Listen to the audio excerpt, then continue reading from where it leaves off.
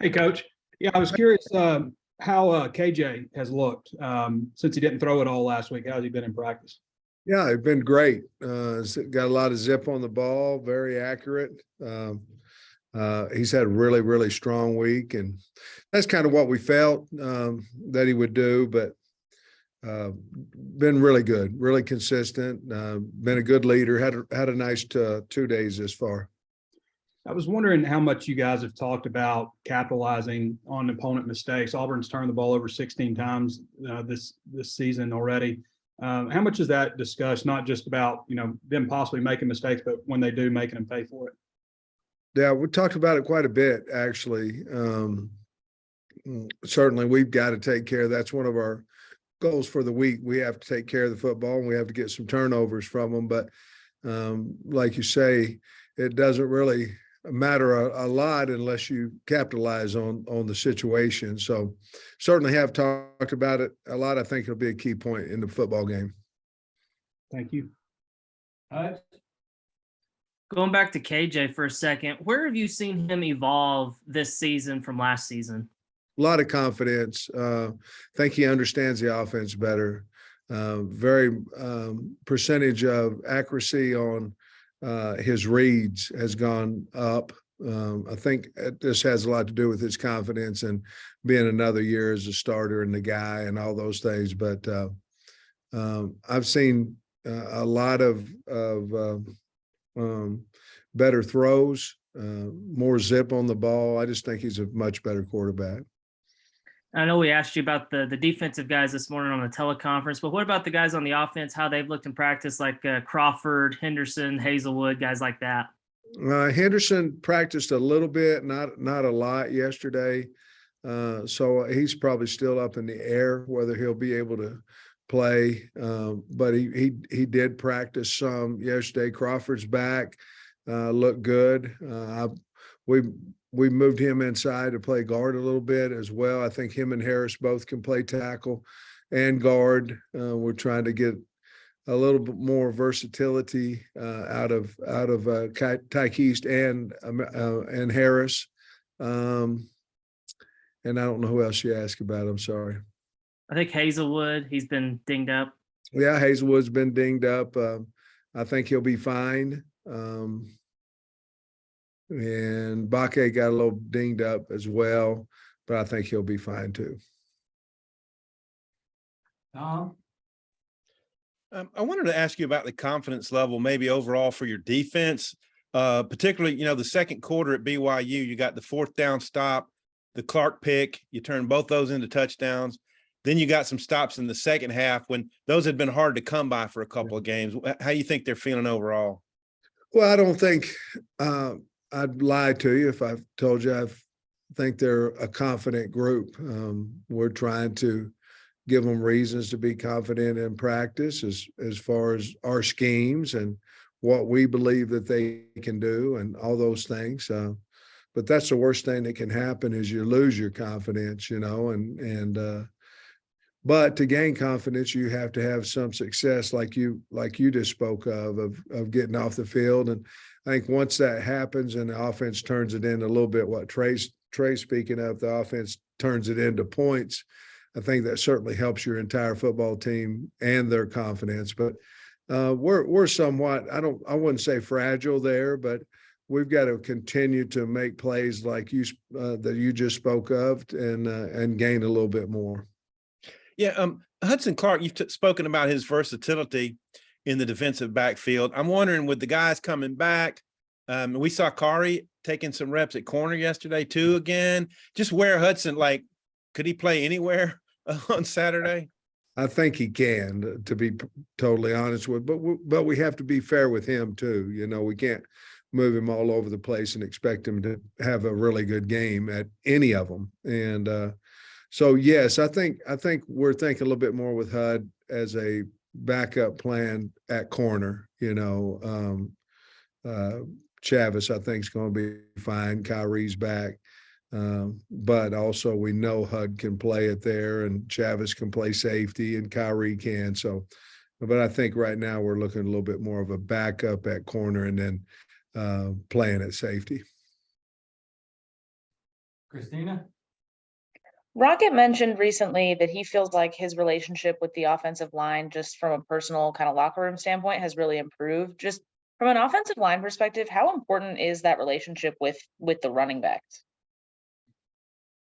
I think it's huge for confidence in each other. I think that has something to do with it. You see a lot of division when one or the other's not playing well. When they both play well together, I think it builds a confidence, a friendship, things of that nature. It just becomes a lot easier that way. I do believe that the line believes in Rocket and the other backs, but I believe they believe in Rocket, and I think he does the line, and they both know how valuable each other are to each other. I don't know how to say that, but how valuable they are to each other. So it's come a long way, and obviously Rocket didn't say much last year at all. Did his talking with the pads and things, and now this year he's becoming a little more vocal and a little easier to get to know. Sam, just continuing on Rocket, what kind of a personality have you gotten to know or to see with him? I mean, I guess how has that personality evolved in the last year? Very serious kid. I mean, very serious, workmanlike, daily routine for him. If you ask academic folks, he's always the first one in there and gets his work done. If you ask anybody in the building, whether it be a coach or a trainer or in the weights, he's always on time, always giving maximum effort. That's kind of just who he is. But where he's come around a little bit more is his personality. He's talking more, not overly confident or certainly not close to cocky, but he feels good about what he's doing, and he should. And I think he's come a long way there. Then I wanted to ask you about Auburn's defensive ends and their edge rushers. I think they've got 3 guys with 5 or more tackles for loss. Just what jumps out on tape when you look at that group? Well, Derek Hall does. I mean, he's really a good player. I like Wooden. He's inside, but I like him. Bragg is another guy that's a good player for him. But they very twitchy, long, and have a strong desire to get to the quarterback. You know, there's a lot to be said in that as well. I really do like, they're talented, and we're going to have to know where those guys are, but you know, we're concentrating on Hall. I think he's really, really special, and we can't let him wreck our game if at all possible. Right. Yeah, I just got one for you, Coach. Last time you guys were there, 2020, there wasn't but 20,000 fans in the stands or something. But you played a lot of games at Jordan-Hare. Arkansas hasn't won there since 2012, but had won several games there. Just your thoughts on the atmosphere and playing 11 o'clock game at Jordan-Hare Stadium. Well, it's a great place to play. I think it's a huge home field advantage for Auburn, just like Razorback Stadium is for us, but it's a huge advantage for them. I can't say that I was disappointed that we got an 11 o'clock game. I would much rather have 11 o'clock than a 7 o'clock. But I'm sure, you know, they're a proud program. I'm sure they'll have a lot of people there and very loud. We've cranked it up just a little bit more noise-wise, decibel wise, and things of that nature this week to prepare for it. But you know, it starts with the band. The band's on the field. They won't get out of your way. You can't get through them to get on to pregame warm-ups and all that kind of stuff. It's a special place, and certainly we're going to have to be ready for that. And you're right. 2 years ago, I don't know what there was, 17, 18, 19,000 people there, and certainly it will be different, and hopefully we'll be prepared for it. We're certainly working on it. Bob. Hey, Sam, we're talking to the guys on the Zoom yesterday, and KJ and Trey talked about the rapport they've built, you know, passing wise, and you know, that play against BYU where Trey worked his way back to get open so KJ could find him after he broke all those tackles. I guess looking back on that play, I mean, how much do you think maybe their rapport helped in a situation like that, having two older guys that have been together for a while? I think any quarterback, I don't know this, but I believe that any quarterback knows who their go-to guy is. I think Trey's become that guy, that constant for KJ. And, you know, just as Burks was last year, if anything broke down, he's just going to throw the ball to Burks. You know, I think Trey's earned that right. He's catching the ball well. I about called for the punt team on that particular play, because there's no way he disappeared from my view and came out of it. And then when Trey caught it, he was still short of the first down, then made a really nice run, broke a couple tackles to get the ball down another 20 yards or so. So I think they have a really good rapport. They trust each other, and that's usually when you play well, is when you trust the other man, whether he's next to you, whether he's running routes, anything of that nature. So I think they have a great camaraderie between the two of them. A lot of respect between the two of them. Yeah, and I know you got asked about Trey on Monday, I think it was, but has he played even better than maybe you thought? And what have you thought about his blocking in particular? Because obviously that's something he's had to work on as a tight end. He always has been a willing blocker. I'm not for sure he's always been a good blocker. You know, he's always been willing. And now I believe he's really, I believe he's up to his draft stock. I think he's a physical blocker. Again, he's always wanted to, but now he has a physicality about it. And I'm really happy with him. I think he's one of the most improved players on our team this year. And Brian Harsin mentioned this, you know, both teams are coming off a bye week. So you've had time to add some wrinkles, or I guess you don't know what to prepare for exactly. I know you don't want to say what you guys might be adding, but do you expect just some wrinkles from both teams, just given the 2 weeks to get ready? I do. And, you know, they've done some things. They faked a punt early in the Georgia game, and they've done some things special teams wise, and they've done, you know, they've had some trick plays even late in the game at LSU and things of that nature. So anytime, it's not like a bowl game because you have more preparation time and you're not as worried about injuries and all that stuff during bowl prep because you've had a 10-day span before you go back to practice. So it's a little bit different, but I'm certain that we'll see something out of the ordinary from them. Thanks.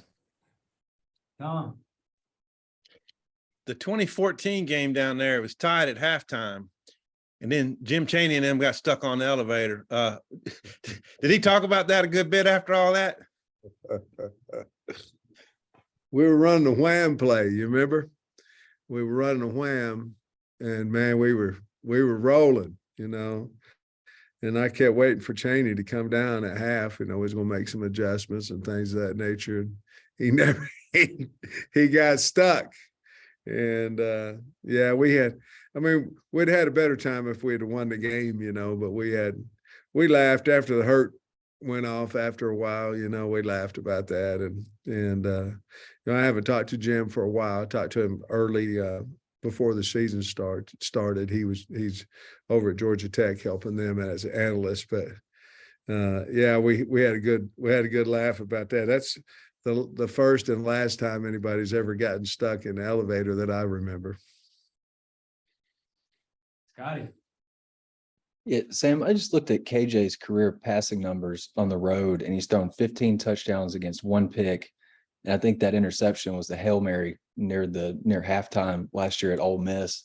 What makes him, I guess, so effective or efficient in kind of some you know, hostile road environments? I think some guys are just built that way, and some guys, you know, embrace that situation. You know, when you go into some guys play better on the road just because, you know, they're the guy on the team and they're getting booed and all this kind of stuff, and they embrace that being the guy. And I think that says a lot about KJ, and certainly he's a competitor, and he wants to do well at home and away. But I think that might just be some competitive emotions that he's having there, and he really has. You're right. He's played extremely well on the road. Mason. Yeah, Coach, yesterday we talked to the guys about how y'all haven't beaten Auburn. Trey said he doesn't think y'all played your best ball against them, and KJ said it's a little more personal. I was just curious if you've kind of felt that from the team this week. Well, I think you know, KJ didn't play well against Auburn last year. I think that's a driving force for him. Obviously, they did some things that had success against us, you know, and him. Auburn's a team we haven't beat 6 times in a row, you know, and it's a big deal to us, and I'm sure it is to them to continue that streak. But I think it is personal to our guys that, you know, we've got guys on our team. We got Dalton Wagner, who's been here 6 seasons, and we haven't beat them, and that's a credit to them and their program. But yeah, I think there's a little more incentive. We've got to win, and it's going to be very difficult. But I do, yes, to answer your question, I do feel at practice that we understand that Auburn has embarrassed us 6 years in a row, and we'd like not to make it to 7th, but we got to go play well. Wrap us up, Bob. You know, Sam, you have beaten Auburn as an assistant, but back in 2015, you guys beat them in that Great wild game. 4 over. I don't know what you remember about that game. We ran a flip play in maybe the 2nd or 3rd overtime. I think we had to go for 2. And I said, if it's not there, I told Dan, I said, if it's not there, just check out. I mean, we'll just run the power. It was power flip. And if we would have handed the power off, we'd have lost about 2 yards. I mean, I'll never forget that. And he flipped it, and we walked in and got the 2-point conversion. But I remember I said, they can't stop us, you know, just if they've got an edge player, just hand the power, you know, just check to the power and we'll be fine. And it wouldn't have worked. And they had an edge player, and we went ahead and flipped it anyway. And surprised him about like it surprised me, but we did score on it. Yeah. I'm sorry, you're talking about Dan Enos? Uh-huh. Okay, as I figured, I just want to make sure you were talking about Skipper or something. No, it was Danny Enos, and we flipped it out there and it worked. Okay, thanks. All right. Thanks, Coach. Appreciate your time. All right. Go Hogs.